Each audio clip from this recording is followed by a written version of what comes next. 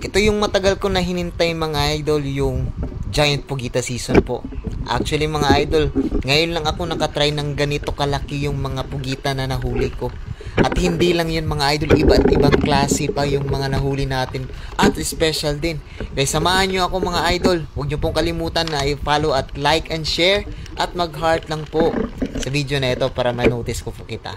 At may shoutout nga po tayo dito sa ating vlog. At sa ating mga bagong followers dyan, shoutout po sa inyong lahat.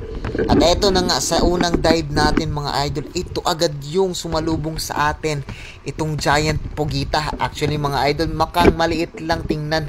Pero nung tinimbang ko itong mga idol, grabe, umabot talaga ng 2 kilo. Itong Giant Pugita mga idol, magkaiba po ito sa tabugok o maliliit yung orange octopus po.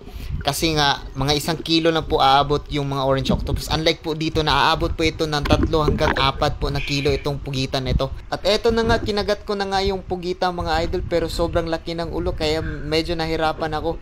Unlike po, mas madali pong kagatin yung mga tabugok kasi maliit lang po yung ulo. Ito mga idol, sobrang tigas ng ulo at sobrang lakas pa. Pero okay na, goods na din yan mga idol. Ito sa next dive natin, nakakita tayo ng manitis o goldfish. Yun. So napakaganda yung spot na ito mga idol. Halos special po lahat yung nahuli natin. At shoutout nga pala mga idol kay Idol Vincent J. Contiga po. Shoutout po sa inyo. At kay Noel San Juan from Quezon City. At eto sa next dive natin mga idol, nakakita ulit tayo ng isang malaking manitis.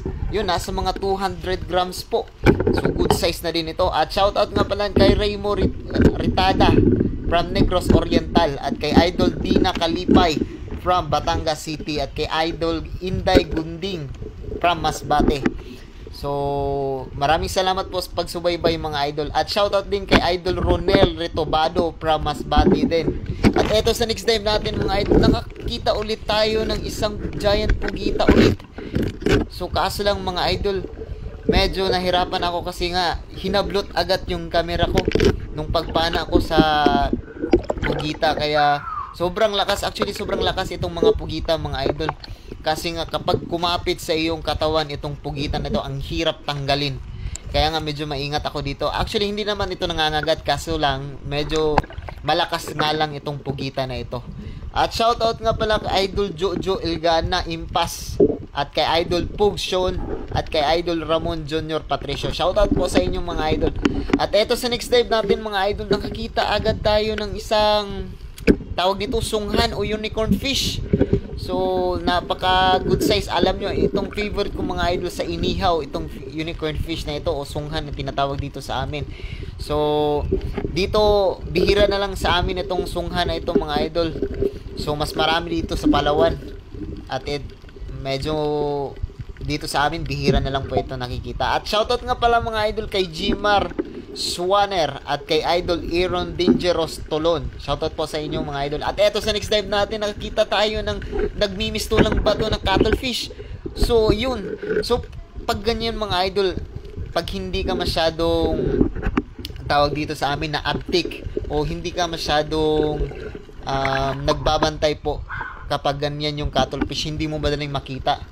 Pero kapag easy na po sa inyo, kapag alam mo po na may mga cuttlefish sa spot mga idol, mas madali mo lang makita yung cuttlefish kahit na nagmimistulang bato. At shoutout nga mga idol kay Idol Dante Escamos at kay Idol Joram Villacastem, isa sa mga solid supporters natin from Yolanda. At kay Idol Bayadog Tommy Tizo, shoutout po sa iyo from Bugas, Escalante City.